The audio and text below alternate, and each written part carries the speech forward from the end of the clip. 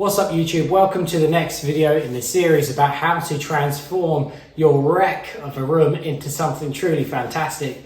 In this video we're just going to discuss the small things that you need to do to prepare the room ready for plastering. So as we've already mentioned, one half of the job that we're on is an extension where we've been dry lining it, and the other half is going to be a reskim of the previous kitchen. As such, there are some chases to fill in, but also to kill the suction, getting ready for us to be able to apply the plaster. So we're going to look at that right now.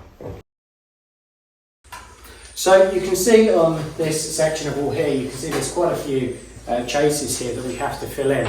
Now to do that, we're going to use a product called bonding, but you can either use bonding or hardwall, and it's basically a backing plaster to fill out chases which are too deep to do with plaster.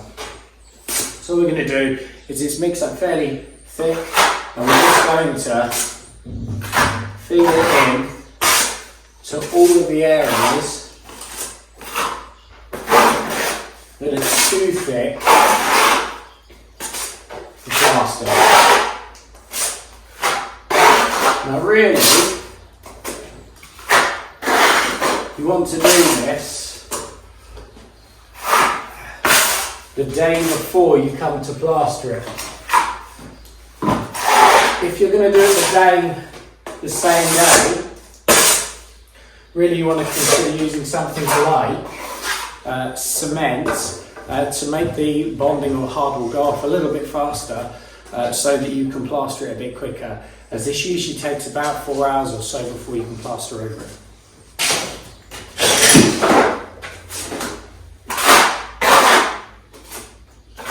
Because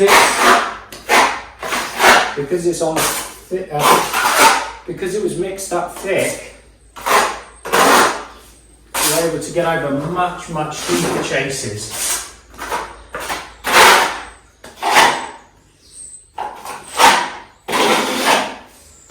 It's quite important when you're filling out the bonding not to put too much in, so you just want to make sure that you scrape back the bonding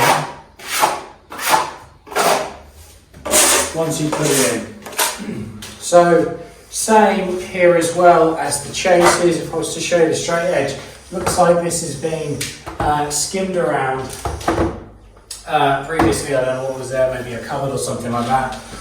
We could probably lose that with multi-finish, as it's only about 3 mil, but as we've got the bonding, what we're going to do is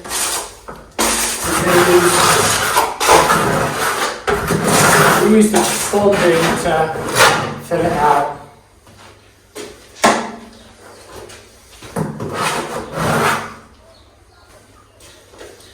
Just to make our life a bit easier.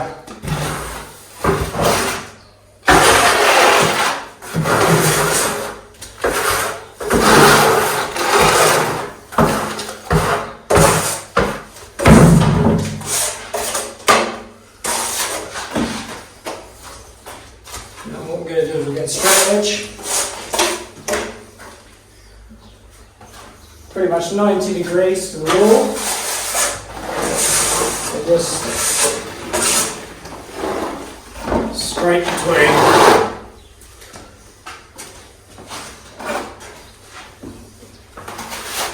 See, there's quite a bit left over. You put it on thick and just scrape that off again. Like so. So it's on nice and tight. Okay, so that is it for the bonding side of things. You can see in the video here that what we've done is we've just gone around and filled out all of the chases, any of the low spots. As we said, we're not plastering this until tomorrow, so we've got plenty of time to fill all of those out. Now the next thing to do is actually to kill the suction.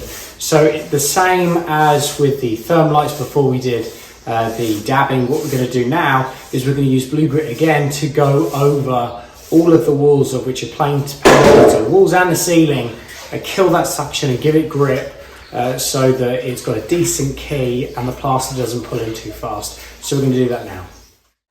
So the product that we like to use, as we've mentioned already on our channel, is this here, which is blue grit. There are a few other alternatives. You can use green grit, or you can use a couple of coats of PVA. This is fairly fail safe, so we like using it. We first apply with a roller.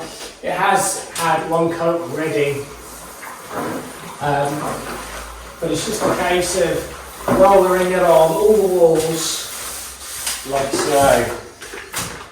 Now what this does is not only does it kill the suction on the walls, but because there's grit in it, it gives a really good key as well. So make sure that the plaster doesn't delaminate from the wall. Now this product is not particularly specialised in the United Kingdom. It is fairly readily available in places like Stamco, Toolstation, and places like that, I believe. Travis Perkins, I believe, has the EvoSync version, I think it is, called Green Grit. It's about the same. So what you want to do is just go through all of your walls. Again, this product really needs to be applied the day before, especially if you're putting it on the wall neat, so you're not watering it down, you're not putting any PVA on. Really it needs 24 hours to dry. We usually put quite a lot of PVA in it because it makes it easier to roller, as you can see. You could probably start plastering on it within a couple of hours, but as we've already said, we're not going to do that. So what we're going to do is we're going to go around and we're just going to blue grit all of those walls so they're ready for plastering tomorrow. So another necessary part of the prep work before you start plastering is wherever you've put plasterboard and you've got a cut edge, what you want to do is just use a little bit of PVA glue and then just rub some PVA glue on all of the cut edges like so. Now what this will do is when you then put a bead over this, if you didn't do this, where the bead is, it actually dries out really quickly and it makes it a bit harder when it comes to the plastering process. So with all of those cut edges, just run round and run PVA glue on all of your cuts just before you put the beads on, and it will make your life so much easier. It's the same with if you've dabbed walls and you've got a bit of residue adhesive on the board, just go over the top of it with PVA glue and it will just kill that suction so it doesn't dry at an uneven rate. So that's what we're going to do now. We're going to go over all of our cuts, covering them in PVA glue.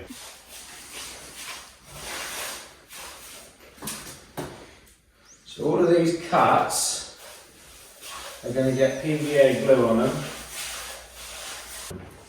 So notice here, where the boards were short, we just filled it in the day before with board adhesive, just to close that gap up. You could use bonding, but as we had the board adhesive already mixed up, we decided to use that. You'll also notice as well that we're choosing to PVA it before we put the tape on. The reason being is, what you can find is that the PVA glue actually rips the tape off, which is a pain. The other thing it does as well is the PVA glue, when you go over the top of the tape, it tends to put too much PVA in and it can take ages to dry. So PVA all these edges before you tape them. This one.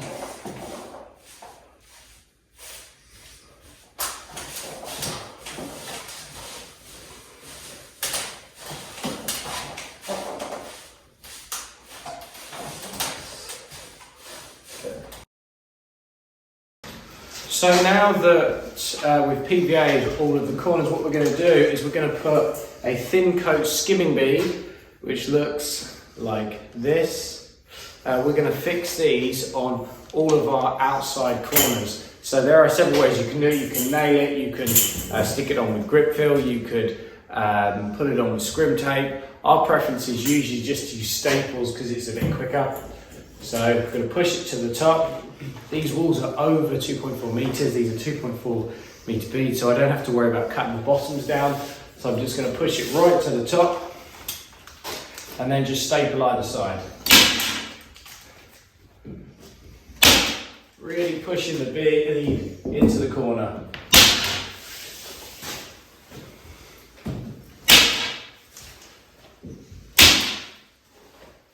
What I'll do is I'll go around all of the corners that we have.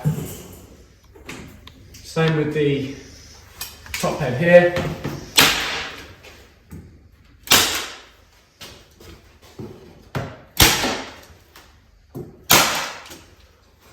So when it comes to this bead here, all I'm going to do is just going to cut it about 10 centimetres or so, sorry, 10 millimetres, 1 centimetre short.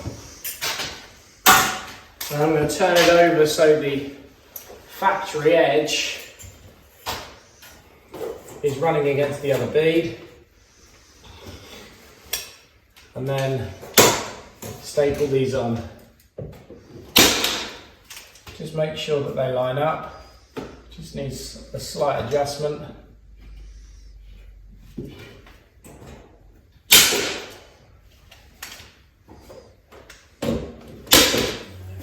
So when it's joining into this bead here, what we're going to do is we're going to snip it fairly tight, so it's only a millimetre or so short. And then what we're going to do, factory edge, and we're just going to nip the two corners like so.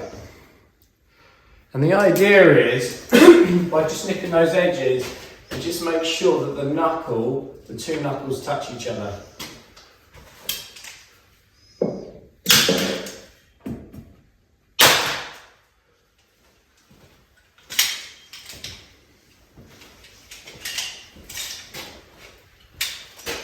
So just make sure that they perfectly touch each other, like so. And very carefully do by so. So you don't want to go right to the very edge of the bead because that's its most fragile and it will probably bend itself in. So really you want to come about 1 to 2 inches back. And then the same again, about 1 centimetre, 10 millimetres short.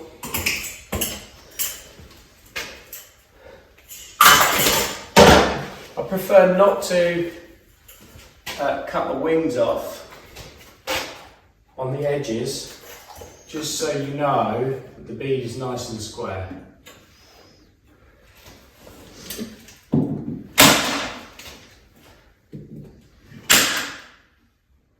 not going to worry about levelling the beads up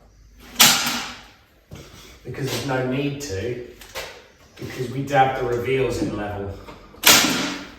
So there's no need to put a level on these beads if you've done the board work right.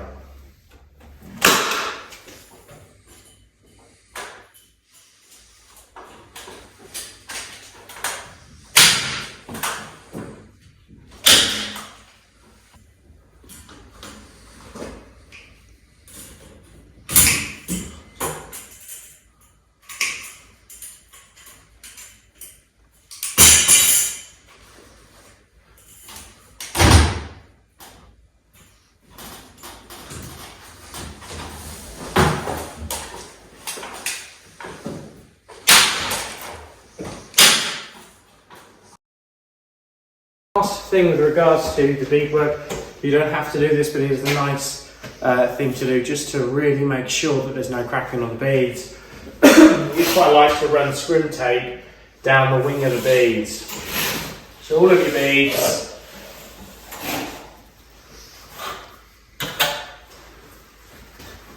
beads, both sides, run tape down. And that will really help against any cracking on the bead later on.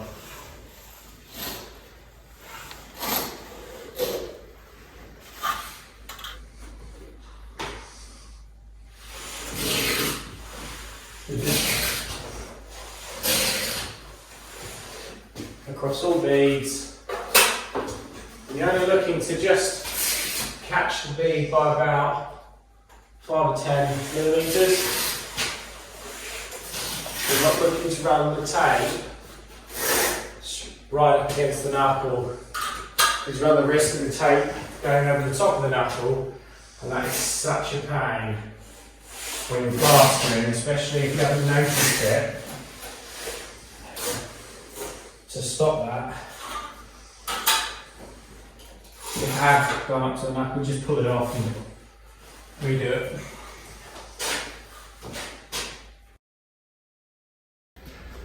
So that is it for this video, discussing all the prep work which is required before you start applying the plaster. So remember to obviously PVA all those cut edges on your plasterboard to make sure all of your joints are screw taped, the beads are fitted properly, and to kill the suction with either things like blue grit, green grit or PVA glue to give you your best chance of having the maximum amount of time applying the plaster so that it pulls in at an even rate so that you can get that lovely finish that you're looking for.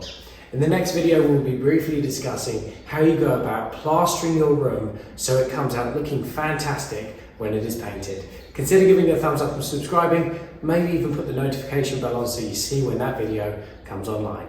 Thanks again.